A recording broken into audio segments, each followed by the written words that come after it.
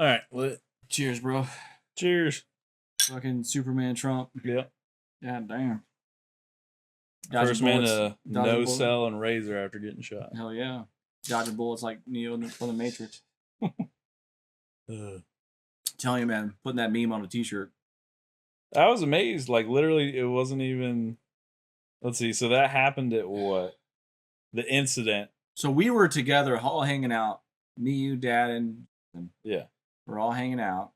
And it must have been... You got off at work at what, 3? I think I came over close to 5. I think it was... Yeah, it was like anywhere between, like, maybe 6 o'clock. So anyway, somewhere in the afternoon, the incident happened. And then the next day, today, at probably like what, 4 o'clock in the afternoon. So probably about 24 hours later, I already saw a picture of him pumping the fist in the air on a t-shirt. Yeah, dude. It's a sick picture, though. Yeah, that's a sick picture. Like, I'd buy that if I saw that. If I saw that anywhere, I would buy it. Yeah, that picture is iconic, dude. Like, that is. Yeah. I mean, maybe I don't want to say just as, but almost as iconic as the Iwo Jima. Or is it the Iwo Jima where they the I'm not sure. World War II? No, I can look it up. Where they got the American flag and actually, not to get. Usually, I'm not the one that gets super conspiratorial. I saw the framing of that picture and it was like, hold up. It was a pretty perfect picture. Yeah. Like, that was an insane picture. Yeah, but that's crazy. Like, I mean, did you see the picture with Trump on the ground? I did. What he's like, kind of almost praying, looking like, and he's got Okay, so where is this from? Yeah, that's the one I was thinking of. You're right. Well, yeah, but what? World War II. Yeah, Iwo Jima. Iwo Jima. Yeah. Okay, so my Jima. memory serves me right. Yeah, because the triangular framing, where he has his fist in the air. They have the guards to either side. Okay, it was probably a wide shot, and they probably chopped it. Damn. They probably photoshopped it to center the frame or whatever. But no, it was an amazing shot. Yeah. But I'm still learning about cameras, but I'm sure maybe it was a camera where he clicked it and it took like 5 shots. That image, but it looks like it's from a low angle, so I think that's a closer camera. Yeah. So the main footage we saw of Trump holding his ear, that was shot on a long lens. Like they used to photograph tigers and shit. That's why the crowd looks like they're 2 feet behind him, but really they're 10 feet behind him because of the lens. Yeah. So that was that, but that image looks like it was actually somebody like in the front row, basically, like a press pass or something. So let's jump to another subject. So now we already primed our subject. Why'd you do that? We had a good flow going. It's because this is practice. This is flow. What? That was awesome. That was great. What are you doing? I know, but I don't want to. We're gonna start over again. No, that was good stuff. You want to delete that? Yeah, we're flowing now. That was a solid 3 minutes of talking about current. But now we're gonna say the same stuff. That's why I wanted to stop. That's the same stuff. Trust me. Just trust me. Flow with me this time. But that was good. It was good. I'm not talking about the same thing again. I already said everything I had to say. No, we will. Trust me. We'll flow into it again. Oh my goodness. All right. So, video games. Let's just talk about a video game that I'm playing, even though you don't like it. Because we're not going to talk about this video game when we're going to do an episode. Battle Aces. Okay. So RTS, actually we should. While we're talking about it, I'm gonna look. I'm just gonna look things up on my phone. Okay, yeah, go ahead. Just so I have an idea. So the Kung Fu class. Oh hell, let me keep talking. I'm gonna get my iPad. Okay. And so that way I can look at things. Okay. And then so that way I have a memory of when I go back to edit it. Because even if it'll just be gameplay, I'll put up pictures when we talk about something. So what are you talking about? Battle Aces? Battle Aces. So, so this gentleman named David Kim, he was a developer on StarCraft. StarCraft is a huge scene, especially in Korea and actually in some places in Europe too. RTSs are very popular out there. I mean, they're popular in America. Yeah. But just not like not like they are in Korea, so South Korea specifically. But really, the art style is great. Yeah, I mean, it looks like League or something. Well, it's like StarCraft. Well, I'm not talking about the subject matter. I'm talking about the art style. Okay. It's got that kind of painterly, stylized look, like StarCraft or League or something. Yeah. And it's a fun game. The beta closes tonight, and I put 40 hours in the game, and I think it's been out for 2 weeks. In closed beta, and it's a great game. So most RTSs take anywhere between 5 minutes to an hour to play a game. Yeah. This game lasts only 10 minutes, and Well, you can finish before that, but 10 minutes is the maximum. Yeah. And it's actually so good. It makes me want to play RTS's game because I don't want to get into a game where I'm just clicking around, doing shit, and 45 minutes later I get my ass kicked. It's just ridiculous, you know. This game is quicker. It's still very engaging. You actually start off fighting like the beginning of the game. Most RTSs, you have to build a base and it takes forever. Then you build up your army, then you go. Well, this game, it takes no time to build up an army. And there's no base building. They call it Sim City. You know, there's no building a base and there's none of that shit. You just build your units, you tech, and you just go for it. So I totally like the design philosophy of that. And it definitely works for me. And I think it's also appealing to, it's almost like, so David Kim wants to do what Warcraft 3 mod did that turned into Dota and League of Legends. I know I probably mentioned this to you before, is that League of Legends, that MOBA game style came from Warcraft 3. It was a mod, right? It was a mod. Yeah. And so he's kind of like trying to say, okay, what can I do that's on that scale? Simplifying it, yet making it more fun, making it more, you know, not inclusive, but maybe inclusive, maybe more, you know, people like it more. And of course, the diehards are never going to like that. Like, oh, you're taking out all the skill. Well, yeah, but I think it's overall better for the product. It is, and I agree. I totally agree. Involved. And they didn't, and it's still very micro-intensive, meaning there's still a lot of clicking going on. There's still a lot of thinking going on. Yeah. So it doesn't take away from that, but most of the diehards that do play StarCraft 2 actually really like the game. So yeah, I could just never get into those. I tried. So when I was a kid, I played Age of Empires. Yeah. I thought, oh, this is so cool. And I actually tried it like years later, and I just cannot get into RTSs. Yep. I was just messing around with the cheat codes, or you type one in and you got like a monster truck. And it just tore up like the British or whatever. Yeah. And then that game I was telling you about, Soul Slinger, that looks like it's going to be... You know, I like those, like, I guess people call them boomer shooters, but this, I don't know if I'd really call it that. Because, like, yeah, you move around a lot. It's got cool movement. But I don't know what to say. It's like what do you call it? A roguelike. Yeah. It's a roguelike, but it's got like the boomer shooter movement. And it's got that it's got that rough indie feel to it. It's not super polished. Right? I think it was a small team. And you can tell it's got that rough indie feel, which I like, because a lot of the games I've been playing are more indie games, the ones that aren't out on my YouTube. But I've been digging that recently. Hell yeah! Have you been playing a lot of smaller games, or are they mostly bigger games? No, it looks like, I mean, technically, Battle Aces is a small development team, even though David Kim, who was a big development guy on StarCraft 2, like balancing, I think he was in StarCraft 1 too. He's been with the Blizzard for a while, but he does have a small team. But no, yeah, sometimes I get into indie games, but not really. There's another big AAA game that's coming out. It's called Concord. It's a new hero shooter. It's kind of has like it had a really good cinematic. Yeah, it had a really good cinematic. They're taking a note from Guardians of the Galaxy. Has that sci-fi look. I'm really into it. Yeah.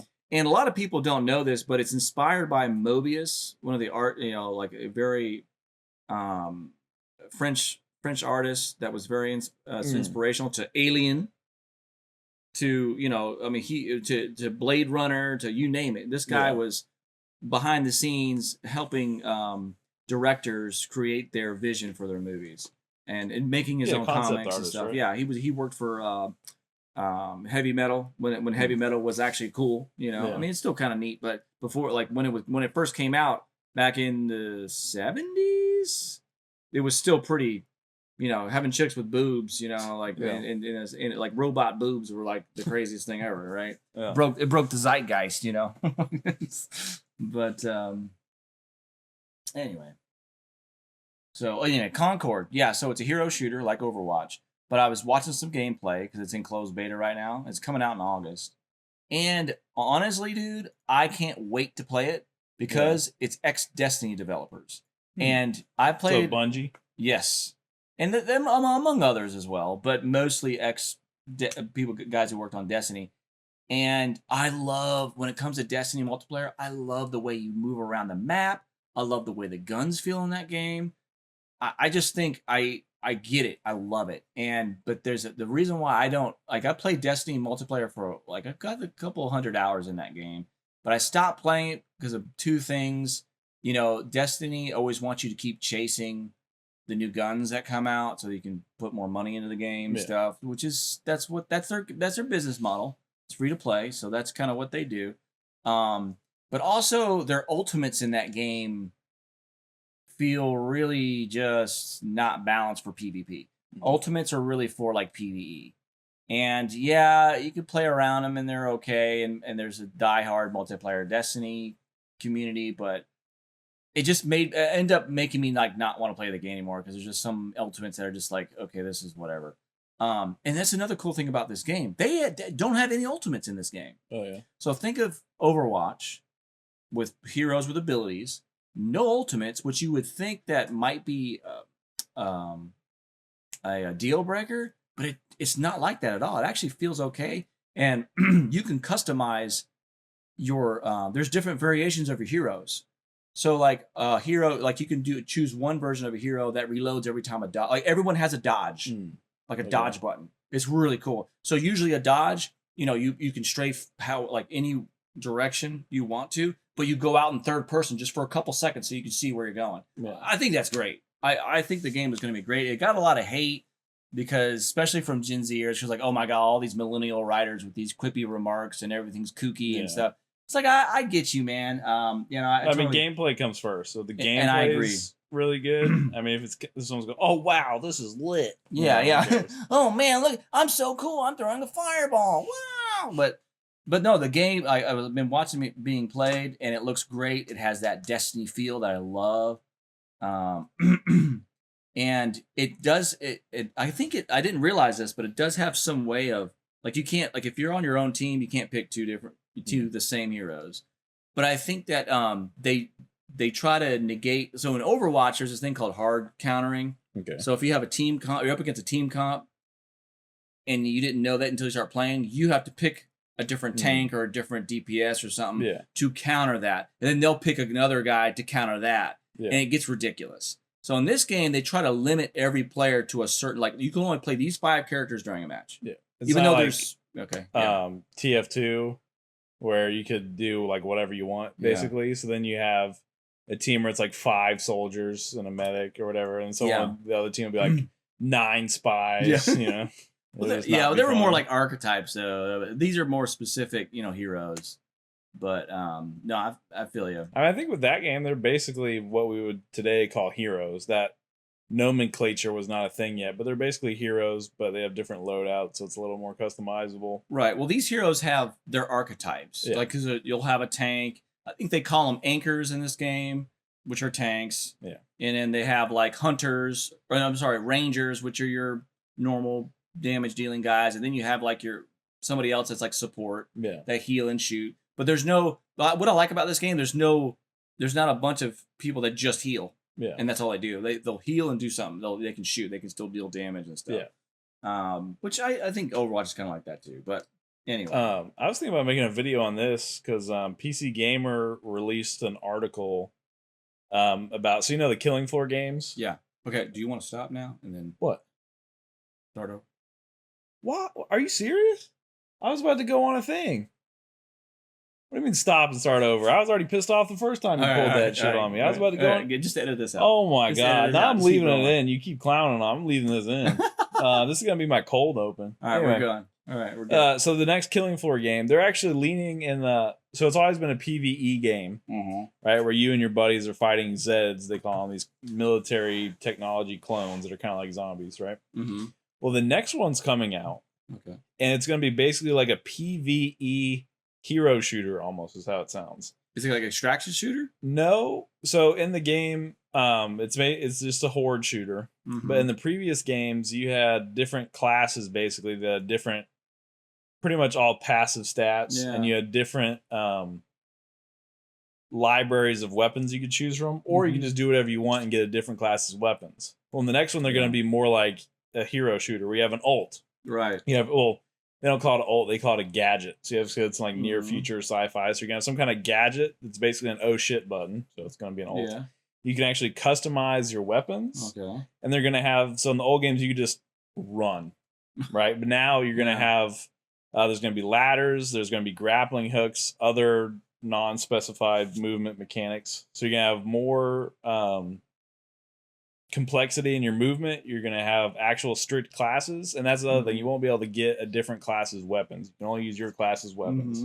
So yeah, it seems like we're going to actually have a PvE hero shooter now.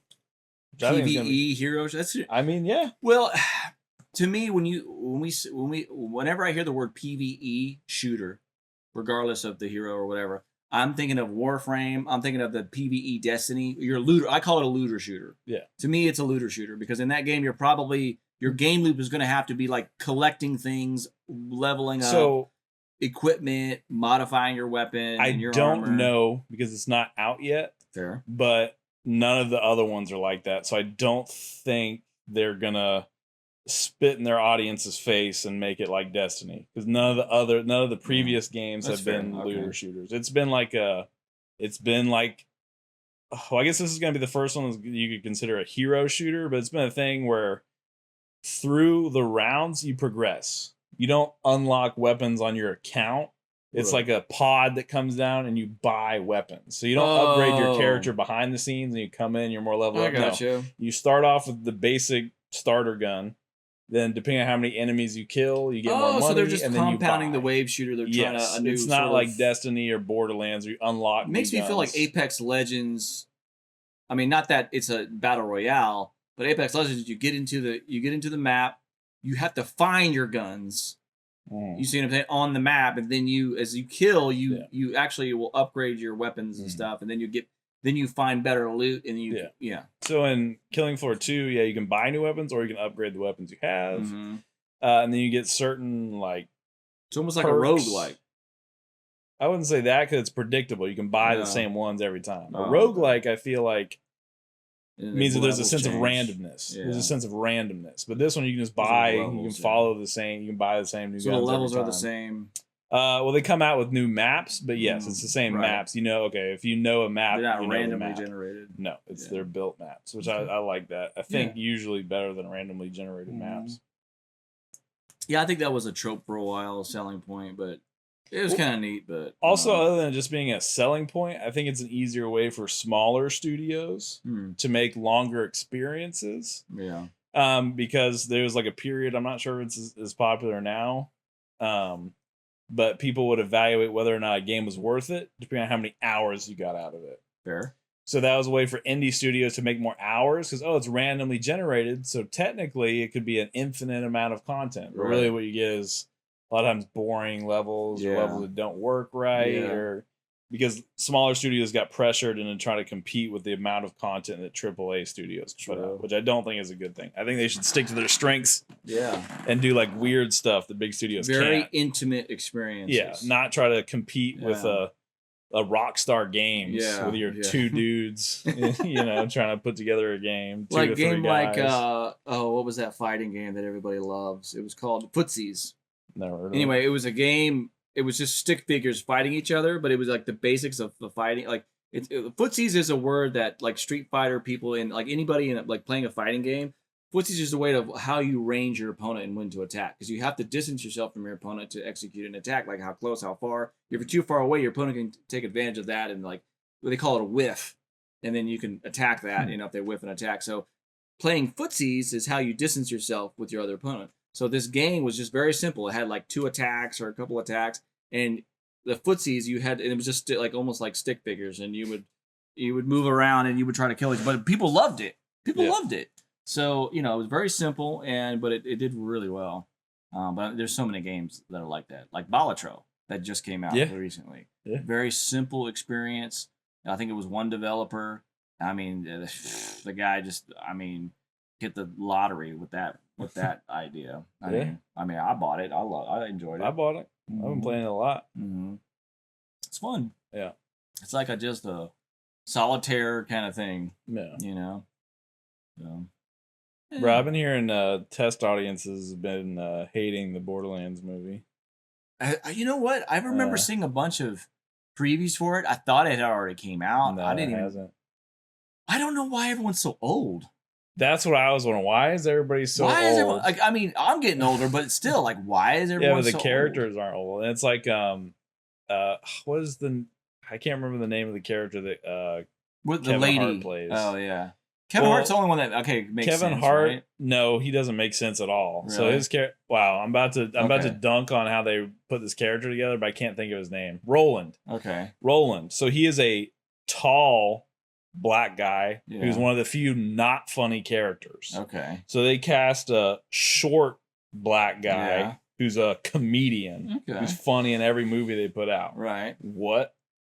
Well, we don't know until we see the movie. Tanis is like 30 and they cast an 80-year-old person. Don't be a tallest. How old is Jamie Lee Curtis right now? I don't know why she's in the movie. I don't get me wrong. I like Jamie Lee Curtis. A lot of her movies. Actress. She's a great actress. But she's not 25. But it's kind of strange because people that, Borderlands is going to be actually millennials. Borderlands would not only would it pertain to millennials, but also Gen Z as well. Yeah. But that game was coming the first game came out when I was in my 20s. She is 65. Right. And she's portraying a character who can't be older than 30 in the games. So I just don't know why they did that. And then no shade at her. It's strange casting. Yeah. You know. And then what's her name? I'm pulling a blank. Well, you can look it up. What's her name? Just look up. What's her name? The siren. I don't know. What's the siren's name? Just. What's her name? Type in. It's not Maya. Lilith. Okay. Lilith again is like maybe 30. And what's the name of the lady that's playing her? Just type in Borderlands cast. Lilith. Borderlands movie cast. Oh, you don't get the video game cast. So. Oh my God. Apparently there's a movie called Lilith. Lilith in Borderlands 2 movie. Art of Google. I am not as good as Jamie. Kate Blanchett. Which again, you don't know who Kate Blanchett is? Yeah, I just need to see her. Yeah, that chick. She's like in her 50s. Yeah, what is this? Why is everybody old?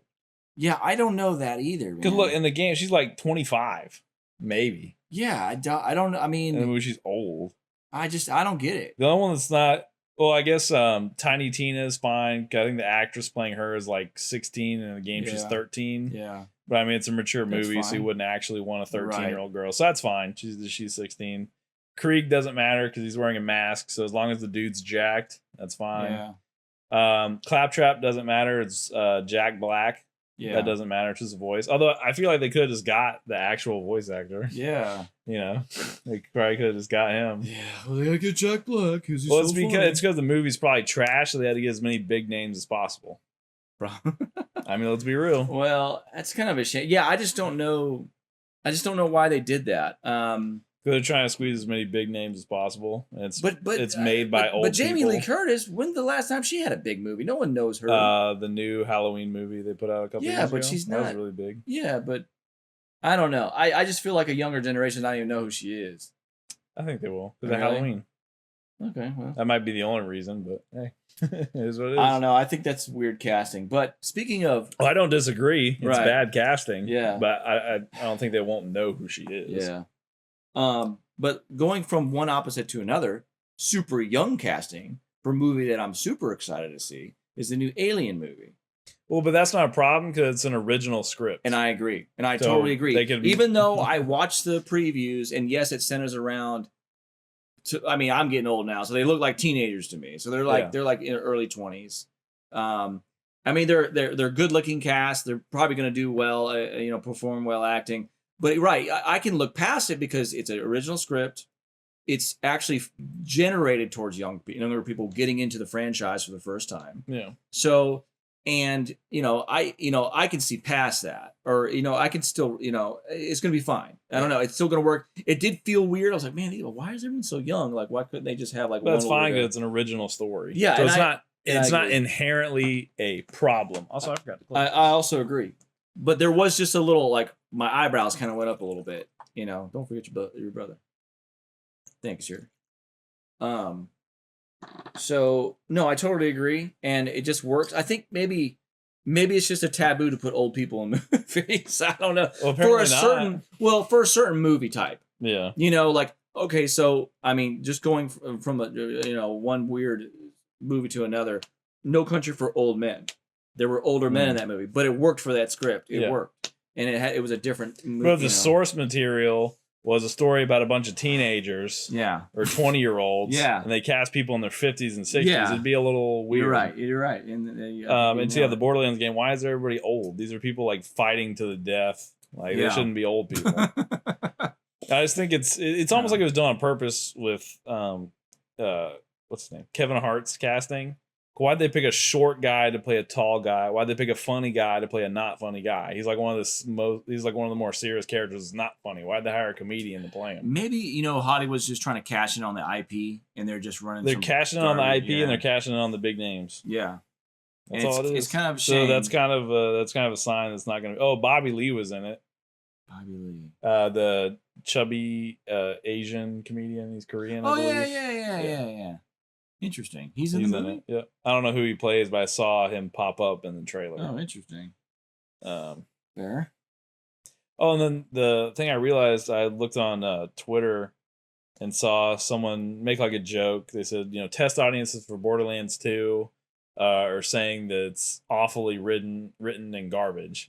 And someone quote tweeted, "Oh, just like the games." And then I looked at the comments and I was like, I didn't realize so many people hated Borderlands 2. I thought it was like a universally... I like it. I thought it was like a universally beloved game. It's like I thought so too. Everybody was shitting on it. Like I must scroll through 100 comments. Really? Everybody was shitting on Borderlands 2. Well, I was Borderlands in general, not just 2. Yeah. Well, I remember playing the first game and I thought it was okay, and I didn't think I was like, I really liked 2. And but 2 I never played 2. 2. So 2 is the one that people who are fans of the franchise play the most. They don't really play the pre-sequel. They don't really play 3. 2 is the one they still play. Huh. I still play it every once in a while. I think I do see this sort of Gen Z revolt against millennial writing. Everyone talks like millennial writing. I'm thinking maybe it's because it's a sort of, I think, let me see if I can word this right. There's a sort of sense of nostalgia that maybe millennials are trying to bring back, and they try to get that witty, quippy kind of thing. I think it's also modern writing, not just millennial writing. Well, I think the thing is... lack of realism, maybe. There's more sensationalism involved. Marvel was successful in kind of being like silly and quippy. And then they kind of did it to death. Right. And now everybody else is aping that. Right. So everybody's aping something that was successful and they can't running it properly. And running it into the ground. Right. So it might have worked once, but then you just do it over. Yeah. And over. And over. It doesn't work as well. Yeah, I think you're right. I think that's just, especially all these like recent Marvel movies just suck. I mean, like one that just didn't, like, was trying to be quippy and fun, and it just didn't work out right was that new, what was that? The Infinities, the Immortals, the Eternals. Yeah, the Eternals. I never saw it. That movie was just not, it just something about it, you just were not connected to the movie. Yeah. You just, it just didn't do well. I thought the premise was cool because these Eternals, these super Titan galactic people, they have to eat worlds to survive, but they create worlds too. So it's not like they're evil, but they have to. So it was like this interesting balance. I thought that was nice, but the characters didn't. It wasn't written well. Everything was just kind of weird. Anyway, I don't know. The only Marvel thing I'm looking forward to is the new Deadpool movie. Oh, of course. I think it's because they're kind of doing their own thing. They're not following the PG MCU thing. They're just kind of doing their own thing. And I guess they must have pulled some strings to get the Sony X-Men characters because they got Wolverine. Yeah. So there was some behind the scenes shenanigans there. They had to, man. Which also I think is a kind of a cool subject to talk about, is how with this world of fictional multiverses, there's real life legal drama that has to happen to put two characters together. Right. Which is one of the things I originally wanted to talk about in this episode, was stuff like Alien versus Predator, Freddy versus Jason. Yeah. So in order to make a specific work of fiction, in the real world, companies have to come to licensing agreements. Okay, you can use, I don't know specifically about Freddy versus Jason or Alien versus Predator, for it was different companies. But yeah, like with this one, it is Sony had to let Disney use Wolverine, the character. Wow. So there's shenanigans there. Yeah, well, I think that in a way, Deadpool's a breath of fresh air for Marvel diehards because he makes Marvel self-aware of its bullshit. Yeah. You know what I mean? And that's why the Deadpool movies always did well. I mean, there's been two. There's been two. There's been two. Yeah, but there's been two. They all both did well. So, and I've always found them great. And I mean, Ryan Reynolds. I mean, who doesn't love Ryan Reynolds? I mean, so and now you've got Hugh Jackman's coming back. I mean, what the fuck? I mean, it's hilarious. I saw the latest preview I saw was he was like, okay, Wolverine, we're gonna do this, or Logan, we're gonna do this trailer. Oh, when he was on the couch. He turns around, yeah. He's just like shows his butt. He's like thumbs up. It's just good. I think people can just have fun with it, you know. And I like, and I think people want that. They don't want, like, right now they're like, everyone's kind of, strangely enough, it won't add to the oversaturation just because it's so self-aware and just so funny and so third wall breaking. You know what I mean? Fourth wall. Fourth, thank you. Third wall too. But yeah, the thing that can be a problem is you can get too self-aware.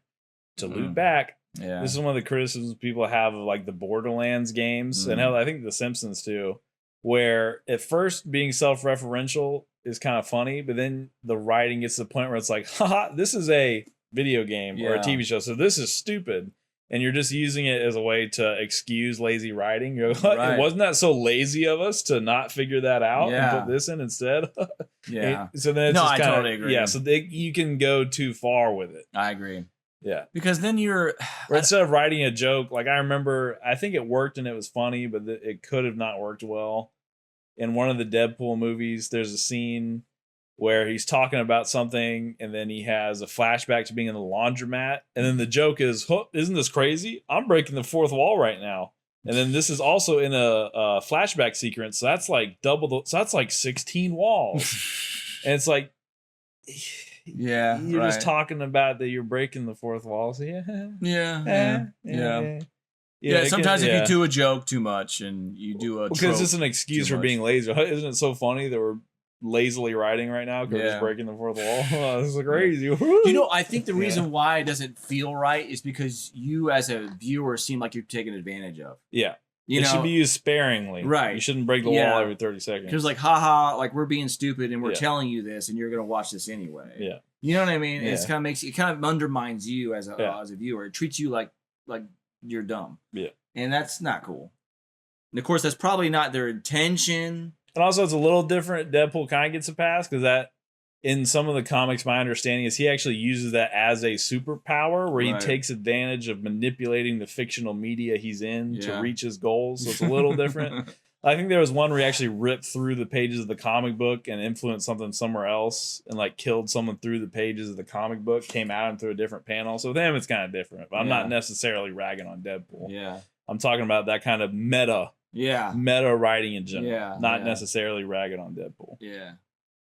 I feel you there. Yeah, you never want to. I think you know what I also hate, and this is a fucking thing that a lot of video or movies do, especially action movies, like in Marvel movies, whatever. They're like doing something like they're like killing a ghost, or like in the Ghostbusters, they're killing a ghost or fighting a bad guy. They're like, "Oh my god, this is so cool!" You know, they actually say it, and it's like, shut up, dude. You don't have to say this is so cool. Like, don't you like, because you're like trying to get the audience like, oh, look at me, like I'm cool. Like, it's just too direct. It's too on the nose, and it's like that's what I don't like. I'm like, oh, I hate when movies go, this isn't a movie, this is real life. Like, I hate when characters do that, because in real life you'll say that like in certain situations, but when it's a movie, it's like face smack. Why, dude? That meme from what is it, Airplane, or everybody smacks their face like.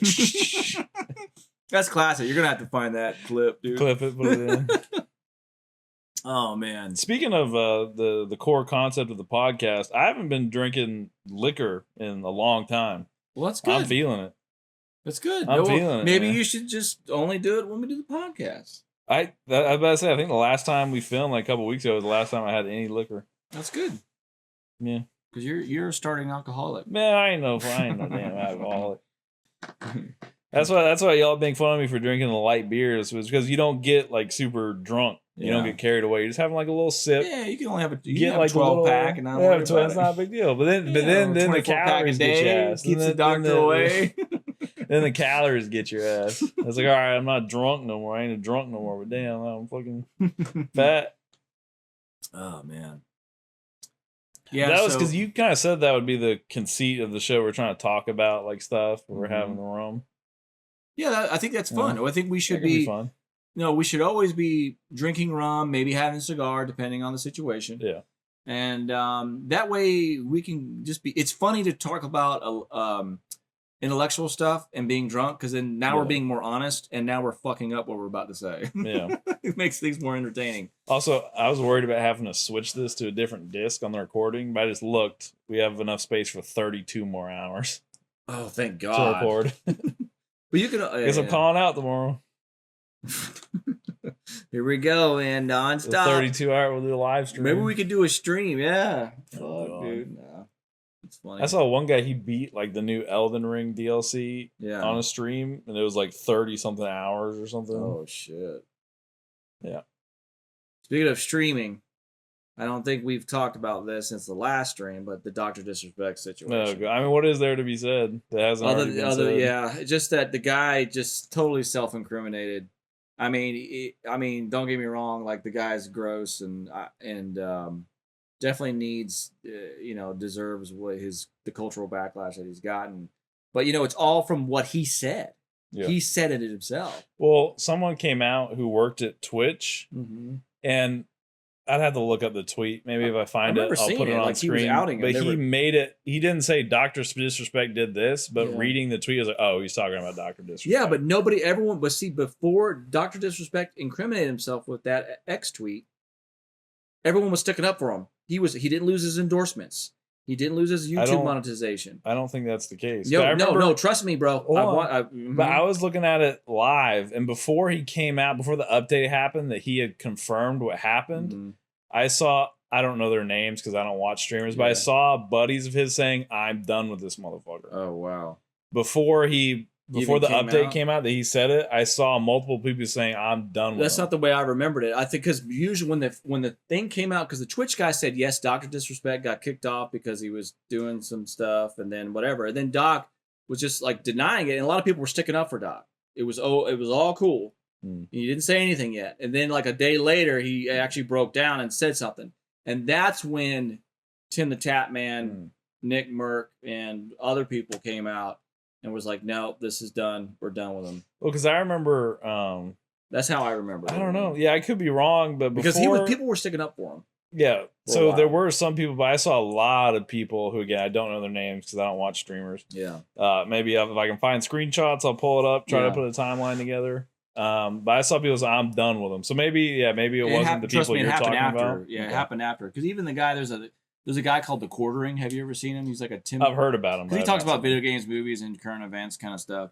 And he was like, okay, I'm not making any judgments yet, And we all know the guy that's been talking about this was trying to sell tickets. He was trying. Okay, the guy from Twitch that was going to release this information like almost a couple of years ago when he got kicked off of Twitch was charging people to come to a venue so he can tell them. And that's why I made that guy, the leaker, look like a total grifter. Yeah. And no one cared. And everyone didn't. He was totally discredited. Yeah. So everyone was sticking up for Doc, like, yeah, no big deal, whatever, Doc's cool, and he was like denying everything. But until he came out and incriminated himself, that's when people were like, okay, whatever, dude. Yeah. That would be whatever. So I mean, he did it to himself. I mean, So he did it, and he admitted to it. Yeah, he admitted to it. That's as the league people say, that's GG right there. That's GG, man. That's GG. Because he already had one drama. Yeah, it was pretty bad, but you can get around it. Yeah, because you're not going to lose sponsors for cheating on your wife. You're not going to. No, you're not. Well, it depends on the sponsor. No, you're going to get divorced, and she's going to take half your money, but you're not going to lose sponsors and shit. You're not going to lose. And I don't think you're going to lose that much fans. Did we figure out how young the minor was? No, because it's not it was NDA was signed, and the police. I guess police NDAs don't cover crimes. So they can't say, "Hey, I was something 12. happened to where no one knows the details." Yeah. Okay, I don't know if it was NDAs or they threw out the evidence. I don't know what it was. Because speaking of that, speaking of wrestling, which I'm into, that's what happened with Vince McMahon. He had that lady sign an NDA on the condition that he was going to pay her. He didn't pay her, so she came out with it, and then the lawyer's like, "Well, some of this was criminal, so it doesn't matter that you signed an NDA because it's criminal. You can't." Yeah. That's fair. Which that was pretty crazy too, man. Yeah, they booted him out. They said, "You're done." Yeah. Apparently, him and Brock Lesnar were like shitting on this lady, like literally. You know who Brock Lesnar is, right? Yeah. So they both got removed from all this stuff. Yeah. Yeah. Well, I mean, like, you ever heard of the Dubai porta potty? Yes. Man, so I might whenever flash up a what do you call it, Urban Dictionary right there for anybody who doesn't know. Well, I mean, so the next time you see an influencer that has no job and she's super hot and she's in Dubai, you think twice. Yeah. You think she's living the high life? Think twice. It's a dirty job. It's a dirty job. Someone's got to do it. Oh man, it's pretty sad though, man. It's sad. Honestly, rough. I would never. I mean, because I'm into crypto and stuff, and a lot of crypto guys live there. Crypto traders and stuff live there because there's no income tax. But I would never live there, dude. There's more reason, like moral and ethic reasons why I don't want to live there. But there's also just like the laws there are totally fucked up. I mean, let's just be honest. Like, you get caught with some weed, you're done. Yeah. And there's no recourse. There's no. I mean, the judgment system there, the judicial system there is not like we have in America. Even though you might think that the judicial system here in America is fucking corrupt, yeah, go to Saudi Arabia or go to Dubai, UAE. It's just a different kind of thing, man, and it's just not my type of place. So, and that's all I'm going to say about it. I mean, the whole place was built on the indentured servants of mostly Indians. Like just look up Dubai, living conditions for construction workers, and you will just be sick. Yeah, it's so sad. They ship them in, they don't pay them anything. They actually owe money to their company that they're working for when they leave. It's so bad, dude. They live it in bunks. There's like, I don't know. It's pretty terrible. So they don't have a proper sewage system. They have to use. Oh yeah, they have to truck it out, right? Yeah, dude. Yeah. So there's nothing in there. So people are like, yeah, and if it rains really bad, like there's no good flooding system at all. So there's like, imagine the shit in the water. Like, what the fuck? I don't know, man. It's just not my thing, man. And they have to truck in just water. Mm-hmm. Yeah, man. Forget it. But on another note, going back to Alien Romulus, I'm really excited for this movie. When Ridley Scott, James Cameron, two directors that I hold on high revere, come out and say they like the movie, I can't wait. And then that movie has been test screened and people love it. Yeah. People are like, this movie's awesome. And there's like a twist to the movie. Because the movie, well, of course, everyone knows the twist, right? But the movie takes place between Alien and Alien, so the first two. Yeah. And they're going to kind of show that Wayland Industries knew about the alien. Like, they already knew about it. Yeah. And they've already been doing experiments and stuff. And so I think that's obvious kind of in the trailers if anybody who's a fan pays attention, because those the face fuckers they're in the face huggers. This is a PG audience here. Well, that's the technical term within the lore. Yeah, I know. I call them face fuckers, but anyway, so but they're in the little lab, chambers and stuff. So someone was doing experiments on them, or maybe they were genetically growing them. Who knows? We're gonna find out. So I don't know. I'm so excited for this movie. And I think that, what's that director's name? Oh, God. Anyway, yeah, he's a horror director, and I just think he's doing a really good job with all the... He's the one directing it? Yeah. Oh, what is his name? You gotta look it up. Just Alien Romulus director or cast. Yeah, because he did... The recent Alien Romulus director. Ridley Scott. No. Like, why is he? Fede Alvarez. Fede Alvarez. Yeah. What else did he do? Let's see here. IMDb. Okay. Let's go Wikipedia. Oh, he did Evil Dead, the remake of Evil Dead. And Don't Breathe. Okay, yeah. Short films, feature Fred. Evil Dead. Girl in the Spider Web. Girl in the Spider's Web. Don't Breathe 2. Texas Chainsaw. The 2022. I've heard that one's terrible. Oh, yeah. But he was just a producer and a story writer. He didn't direct it. And then Alien Romulus, director, writer, and executive producer. Yeah, man. So he's, I didn't know this, but Disney owns the Alien universe now, which Disney owns everything. They own Marvel and everything. Fucking ridiculous. But this movie's rated R. I mean, it cannot be rated PG-13. He directed the From Dusk Till Dawn series. Oh, wow. So he's definitely in the horror vibe. Yep. That's cool. Victor Blomkamp was supposed to do an alien movie. Yeah. Blomkamp, yeah, was supposed to do an alien movie, and I was so excited for it. Have you seen the artwork for it? For what? For the failed movie that Blomkamp was gonna make. I'll look it up. What was it called? I can't remember the name, but you just type in Victor Blomkamp Alien. And the stills were. I mean, they had the actors. They had Sigourney Weaver and the actor that played in Aliens. They had all that. Those pictures, man, they're so cool. Like, look, that was the Marine that survived. They were gonna. So what they were gonna do is they were gonna somehow come back to Earth, and Wayland had all these. They used the alien. Oh yeah, like they were gonna like make the aliens kind of like they could like little attack dogs and they could control them. Oh, dude! The concept art was so cool, man. I forget what he said about it, but I think Blomkamp talked about this on Joe Rogan. Mm-hmm. I think he talked about what ended up happening with all that. Well, unfortunately Ridley Scott wanted to do another Alien movie, so he just kicked him off. Yeah, they booted him off. Yeah, and he got bumped. Yeah, I mean, if Ridley Scott, he's the kind of the grandfather of the franchise, so it's kind of hard to kind of. And then what did he end up making instead of this? I think Elysium came after this. No. What did Ridley Scott end up making? Prometheus. Prometheus. Yeah, which I liked. But, that really goofy scene where the ship falls to the ground and everyone doesn't run to the side. They just run forward. So, to that movie's credit. I like the movie. Don't get me wrong. People clown on not just that movie where they're running in front of the rolling ship, but any movie that happens, or why don't you just run to the side? I have seen more than one video where a tree starts falling.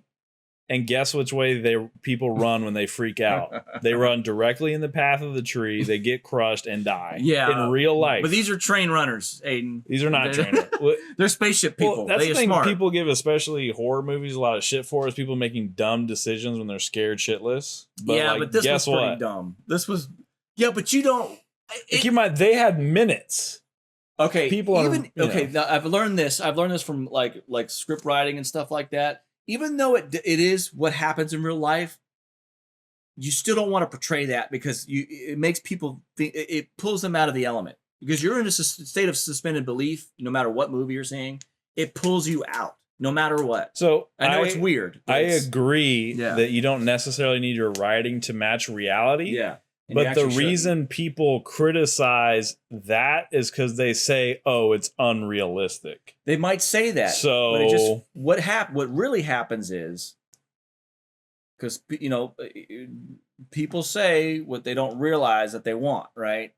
But how do I put this? The real reason why it pulls them out of the element. It's a state of you're in a state of suspended belief, and it pulls you out of the state of suspended belief. That's what's really happening here. It's like, well, that's really, you also want to make even though it's okay for your characters to be, I don't know, there's something about dumb and there's something about totally incompetent. Yeah. You don't want that. And I don't know what it is about. It's like when they made the worst part about the Infinity War with Marvel, that Marvel movie, was when they had they were fighting Thanos and they almost was about to kill Thanos, and all it took was Star-Lord to go, oh, you killed my girlfriend? And then he ruined the whole thing. Yeah. Like ever since then, Star-Lord and all the next movies was just a bubbling idiot, and nobody liked him anymore because he was totally incompetent. And it was just kind of weird. And then like in the second movie, Thor was this fat. He was just a dick, you know. Yeah. It was just really weird. Like sometimes if you do that to your characters, like it's okay to make your characters vulnerable, but if you make them, it's like going full retard. Yeah. You know what I mean? It's hard for me to articulate, but I think you know where I'm going with this. Yeah. Anyway, but I guess that's all I wanted to say. You just got to be careful about making your characters look too dumb. Yeah. If they're just so fucking dumb, like people get angry. You know, it's okay to alienate your audience if you're trying to show them something, but if you take a character that they've been following and relating with, then all of a sudden, that's another thing too. If you make them that dumb, they can't relate to the character anymore. Yeah. If you stop the relation to the character, people aren't engaged in your story anymore. If you make them too dumb, they're like, oh, I can't relate to that. It's too stupid. You know what I'm saying? So I think that's pretty much what happened there. But it was in Prometheus and other movies that happened to. But, you know, Prometheus I still think it was a cool movie. I liked seeing the engineers. I love seeing that lore there. I'm glad that they did like an origin story that tied into the ancient aliens theory, which I like. You know, I'm a big ancient aliens guy anyway, so I was all about that. Even though the black goo turned people into zombies, which was kind of okay, but it was cool. It was cool. Speaking of black goo that turns people into zombies, that's the glistening oil from the Magic universe. Right. That kind of, you know. Glistening oil. But they got spoiler alert. Spoiler alert. The Phyrexians got gone. Yeah, what happened? What's her name? What's this? Elspeth? Elspeth killed what's her name? Elish Norn. How did that happen? Sword in the face? It was sword in the face. Yeah, how do you so I didn't like read the lore or whatever, but I saw like the clip on the ad, and she literally took that big glowing sword and just stabbed her with it. But I think the way they perfected, right? She's total like metal, like literally. Well, yeah, but it's a magical sword. She can get stabbed. Yeah, okay, cool. But basically, they had like an in-game Infinity War tie-in from all the different multiverses. In what was it, Brothers War? Yeah, I think. Yeah, or no, Brothers War was a prequel. Yeah. I don't remember what it's called. I'll put it up on screen. I'll find it. But they had like an in-game Infinity War type thing where everybody from all the different sets and the different planes. Yeah, that's the Phyrexian War. And then, so the Phyrexians are done. I'm glad, because, Phyrexians are kind of neat. They're like the coolest bad guys. Yeah, I actually like the Eldrazi. Because they're not really bad. They're just like, they just want to eat worlds and shit. But then they're neat. They're kind of neat. But no, they're kind of neat. Are cool. But then it's like when the stakes are that high, it's like, well, who gives a fuck? Oh, they're gonna eat the world, really? They're gonna eat the multiverse. Go ahead. Then what? They just cancel the game, baby. Yeah. They just cancel the game. Oh, they won. They ended the multiverse. Yeah. So the multiverse is no Actually, more. I wish someone would eat the fucking magic multiverse. I hate that game. At this point, they probably would end the original lore, and it's just all universes beyond. Go for it. Right? Because like they're already doing like Assassin's Creed is next or whatever. They're doing like an 80s horror set. Oh, God. I was like, fuck it. Just end the universe and it's all just universes beyond. Yeah. There needs to be a new card game. Like, I mean, there's a bunch of them. I mean, there's so many, even Star Wars has a game now, which they've always had. Like, they made a game back in the early 90s, late 90s that actually, I used to own some cards from that. But all the big IPs have card games, but it's just, they're always, the games, so this is what people that play those games don't realize, is that the game mechanics are downstream from the marketing model. And it's hard for people to swallow that. Like, unpack that a little bit. You know what I'm saying? No, yeah, that's why I said that. Okay, so find like all the rares and the commons and the uncommons. You have to buy all these packs to get the cards that you want. Most of them are rares. There's some good uncommons and stuff like that and all that, but even the mechanics themselves, they're just going to be downstream from the marketing model. And so you're working in a game, you're strategizing within a game that the paradigms from making money. Now, when the game came out, it wasn't like that, like in Magic Beta or whatever it was. Well, Alpha, but it was also sold differently. You bought big old boxes of cards, not like packs. And then they came up with their new like sort of they followed the baseball model. Yeah. Let's not make any to say it is a baseball card model. Yeah. And it's just it doesn't mean a game has to be terrible or anything like that, but like there's so much more you can do with mechanics and rules to make games funner that you don't have to follow that model. Yeah, but I don't know. The people I play with, most of those came straight out of an inkjet printer at Kinko's. Well, yeah, but I'm saying, but still, you can do that, and that's fine. And then you just overcome. But the rules and the strategy is still within that paradigm, and that's why I feel like those games aren't really. They're ridiculous. Well, something about the motley crew of game pieces you assemble together yourself is actually what I like about the game, and why I don't play blackjack or whatever. I play Magic and Balatro, because it's not the same thing. And that's another thing that Balatro tickles that itch for me, where you have all these random cards that don't look like they should fit in the same deck. You have the Jokers, like, oh, this one looks like it's from a football themed deck. This one looks like it came from a whatever. And they have the tarot cards and all that stuff. That's the kind of thing I like about it. It's like, oh, this card's like old, beat up and old, and from this set, and this card's like fancy and shiny. I kind of like that. That's why everybody's playing Commander, not Modern. And Commander, and honestly, you can be silly with it and more creative. And Commander saved that game. Yep. 100%. And that was totally brewed from the community, not from the top down. And what did Magic do? Well, they made sure, I was like, all right, we're gonna make sets for Commander, which is cool, but it's like, I don't know, man. The community saved that game, not the company. And I think that it just tells you something about what people can do if they're driven by passion and they just want to play a game and they just want to make things fun. You know what I mean? But that model, that free for all 4-player model, and then because there's so many Magic cards, you can have 100 cards because you can have different spells that do the same thing. And then it stops a lot of infinites from happening, because that's a game killer, dude. If you're playing a card game, especially Yu-Gi-Oh or any kind of game, you're dying on turn 3 and there's nothing you can do. I would argue that problem is actually much, much, much worse in Commander. Really? Because you have, except for a few exceptions, you have access to 30 years of cards. There's so many broken infinites. Yeah, but you have 100 different cards. There's much more broken shit in Commander than the other formats that people aren't playing as much. But the percentage, but also what balances that is you have 100 cards. What's the percentage you're going to get your combo within 10 turns? People with deep pockets have a lot of tutors and ways to get to them. Right.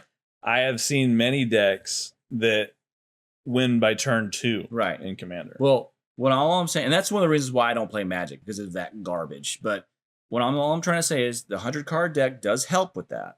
And also having a balance with 4 different people, because now it's a diplomatic game. Because if someone sees you're too powerful and you're going to just like win the game on turn 3 because you have your combo, they'll stop you. Or there's more power that they can stop. It's more balanced. I would argue the only thing that stops that is the desire of the 4 people to stop it, because... Yeah, that's what I'm saying. Well, no. The desire of the people, like saying, hey, what power level are we playing at? Yeah. Because the 100 cards, the 4 players, no. In CDH pods, people are winning before turn 5. The 100 card thing does that not. Just makes me not like the game even more. Well, that's the reason I like it, is because like when we like talk, like unless someone's being a dick, we're like, hey, are we going for crazy? Are we trying to win as quick as possible? Or are we, like what you were saying, playing like a fair and balanced game? Yeah. Right. So you can kind of decide. And then if someone's like a dick and they say, oh yeah, my deck's like a 5 or a 6 out of 10, and then they combo off turn 2, we're like, yeah, no. Yeah. Bye. Bye. That's why I've been trying to make that little game. I've been making strides and messing with the rules and stuff and thinking about things. Is to make it like infinity proof. which is it's just simple if you just kind of can play like just a card a turn.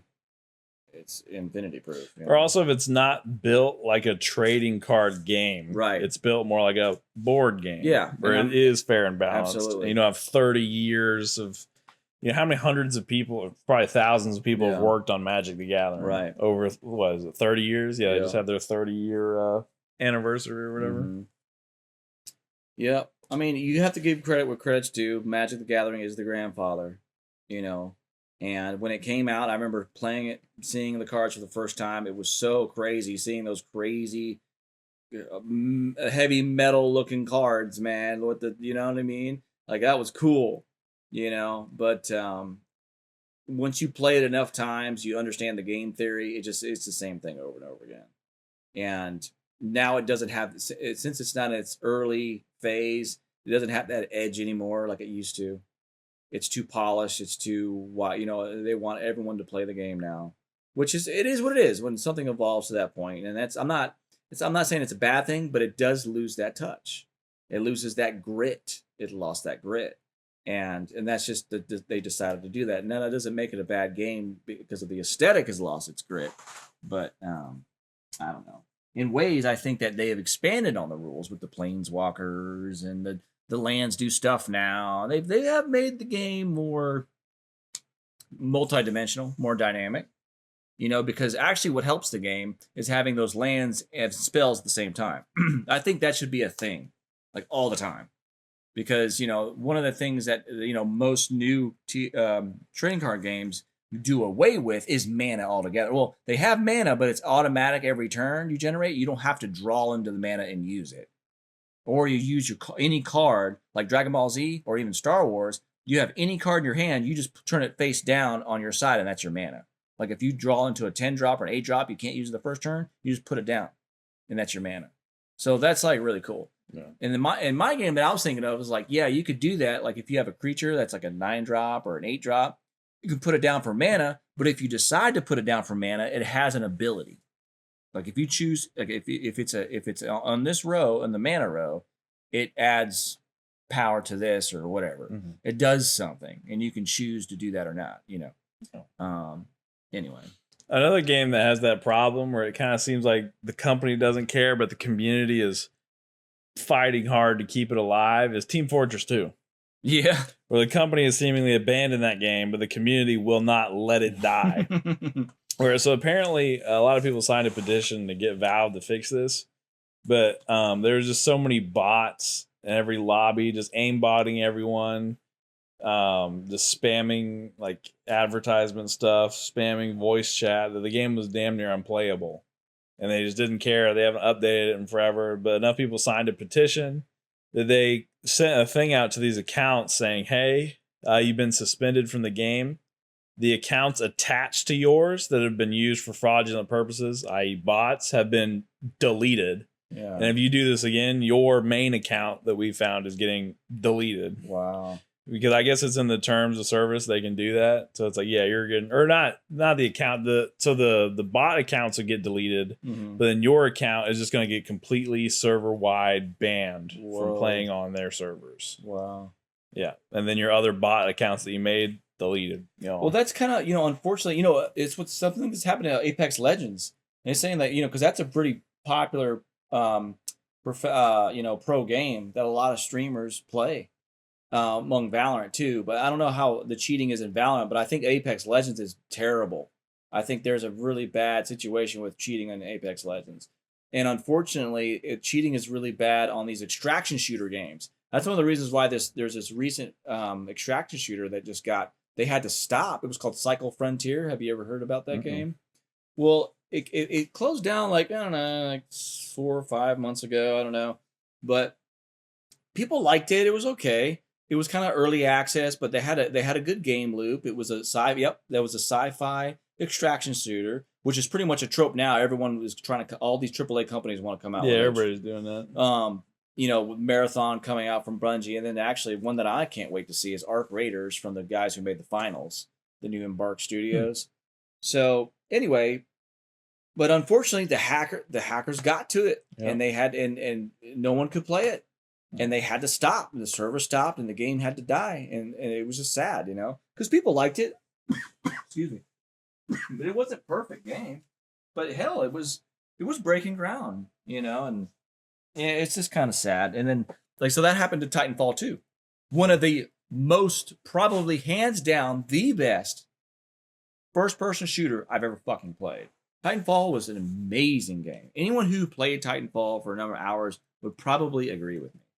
The only, and I mentioned this earlier before, in my experience with first-person shooters, which I've played some, multiplayer first-person shooters, I still Destiny's movement and shooting, that fundamental feel. I love those games. And I've played Call of Duty. I've played, all those mil sim multiplayer games, and they're okay.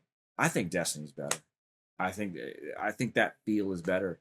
And even going to Titanfall, which Respawn Studios, they made Apex Legends.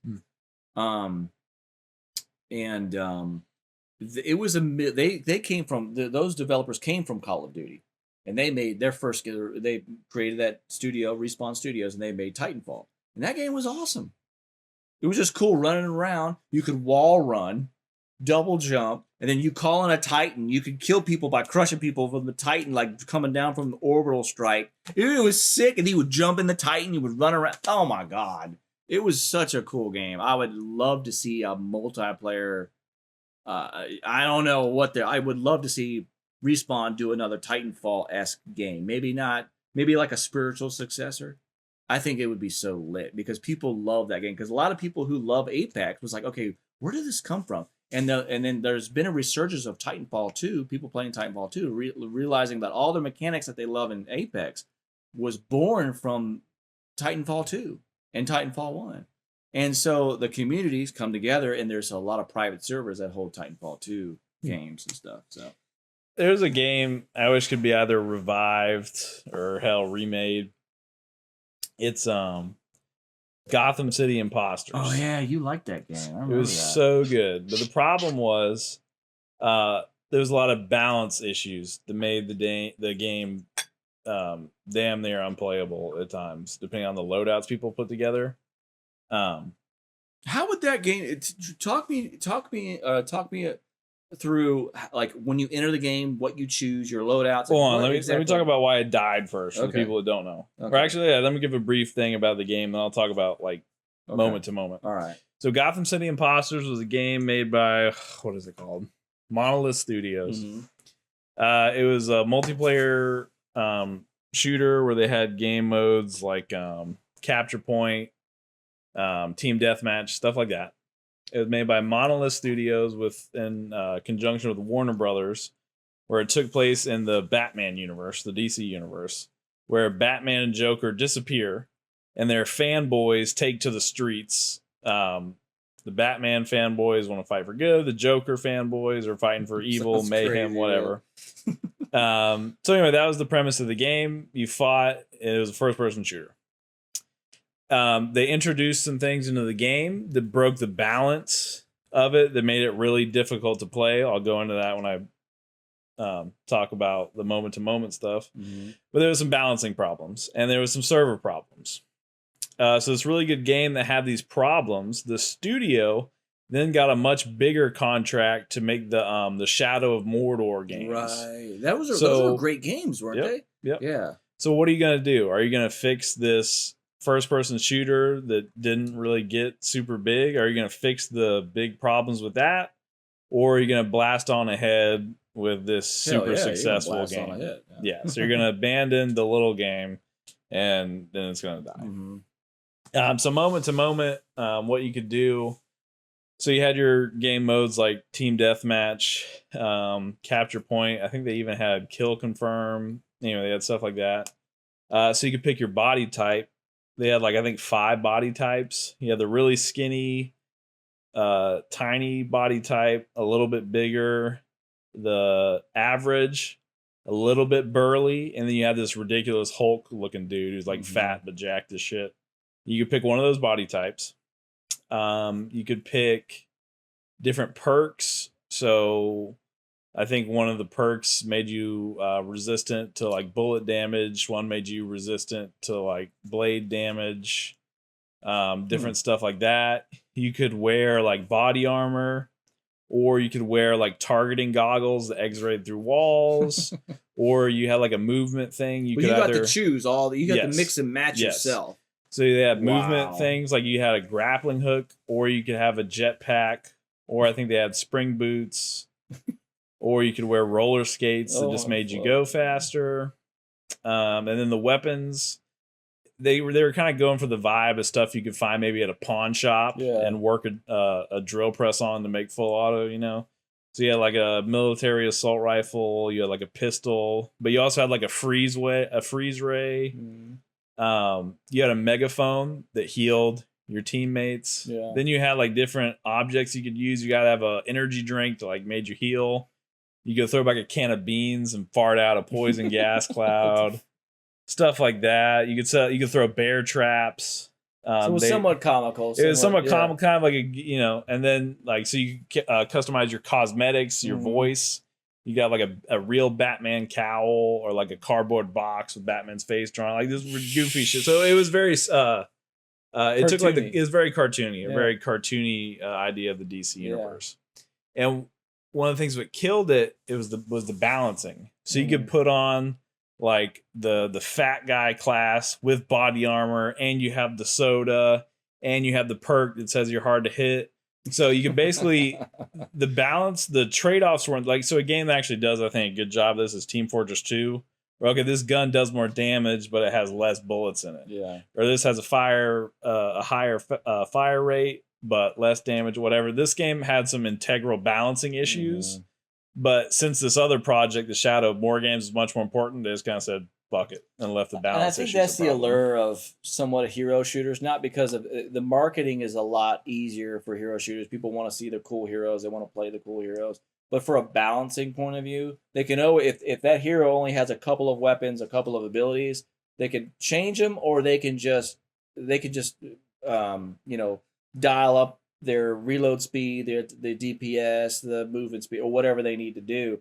But if you have a bunch of different weapons and then the players can customize them themselves, then you have all this crazy shit that you can do, and you never know what's going to happen. I think they could have made it work if they actively stuck with the game and did like the upgrade and downgrade thing on all the items. Yeah.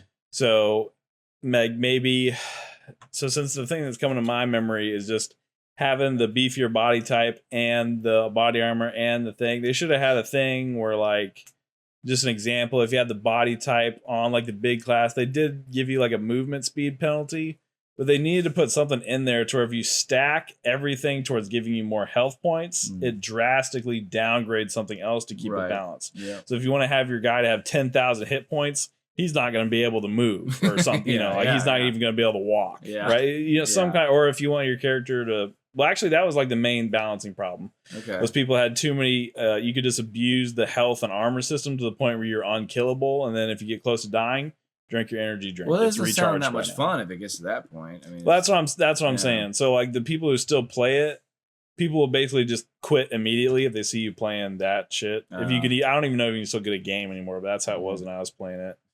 And then the only other balance problem, other than like being able to make yourself unkillable, basically, was this one weapon that they actually introduced to fix balancing because they realized when it started, people would camp around the health places. Right. Yeah. So they made this Tesla gun that shoots out an electricity beam and it bounces around anybody near you and damn near kills you almost instantly. Oh, God. This thing, you just spam it at anybody and they're just dead. So they made a BFG in a Call of Duty type game, which what the fuck were you thinking? And you can abuse the customization to make yourself invincible.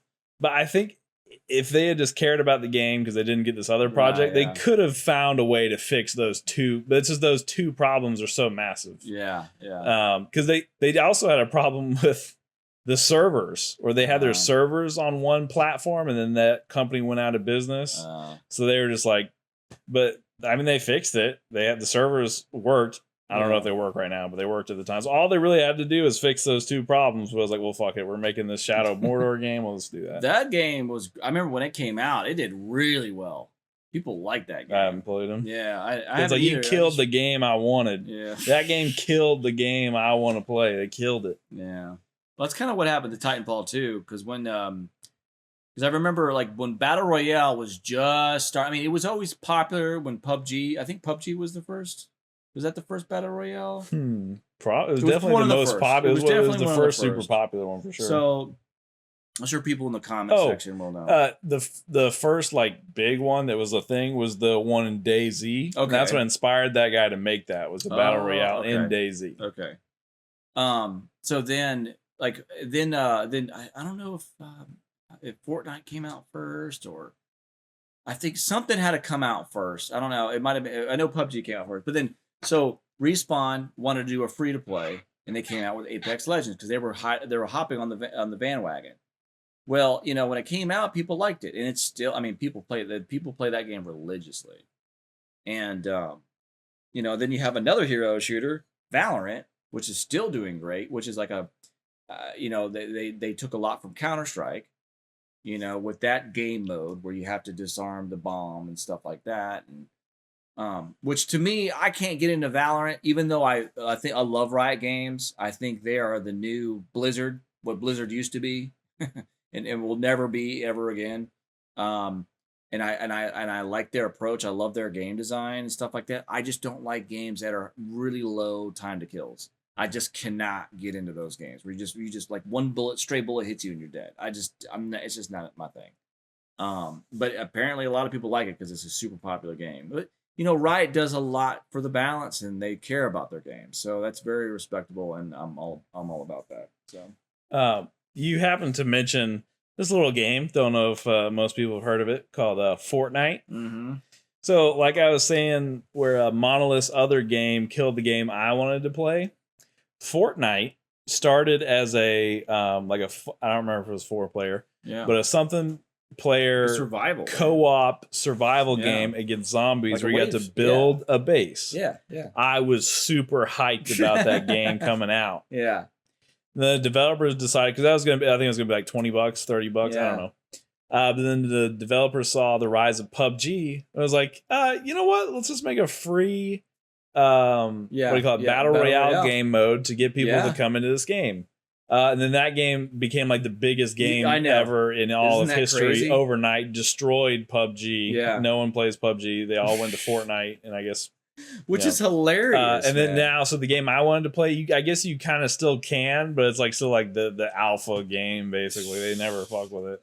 Yeah, so it's like, damn. I remember that too. I remember when that game was coming out. It was like gonna be a wave. You could build a base real quick because like in the game you could build shit. Like you could build bridges and shit, and then like so that was a kind of a novel thing about that game. You could build in your battle royale game or whatever. I don't know. I don't play Fortnite, so also that's why it's called Fortnite, because you built a fort at night when the zombies came. Oh man, yeah, isn't that crazy? How it's like we've talked about this earlier. How Dota was a mod from Warcraft 3. And it turned but Dota didn't kill Warcraft. People still play that. Right, but game. I mean, it spawned a new.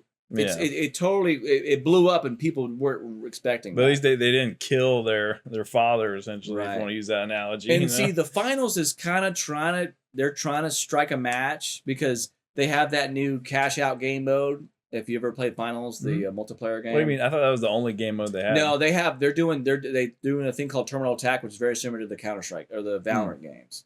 They have that mode in it. I might start playing the finals again. Yeah. I love playing CSGO, like with my buddies. Yeah.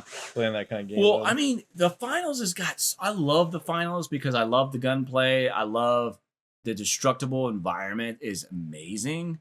That game is so underrated. And they were like the last season that came out, they got another player bump, which is cool. And their cosmetics are amazing. Like their ideas are zany and fun and they're hilarious. Like, you can walk around with a TV on your head. You got frog suits. You got like samurai suits. You got like all this crazy shit now. Is there anything else we wanted to hit on? No, I think we got a pretty good. You think we hit everything? Yeah, I mean we don't have to talk about current events. I mean we already did. Yeah, we already hit it. We talked about the Trump Yeah. You talking about attempt on his life. Yeah. Yeah. And how much of a Chad he was for standing back up and fist pumping and telling the crowd to fight. Yeah. Yeah. All right. I think that's about it. Well, that's another Rum Dum episode over. Yeah. And we hit everything we wanted to hit. Yes, sir. Cheers. Deuces. Oh, yeah. Cheers before we head out. Cheers. See you later, YouTube.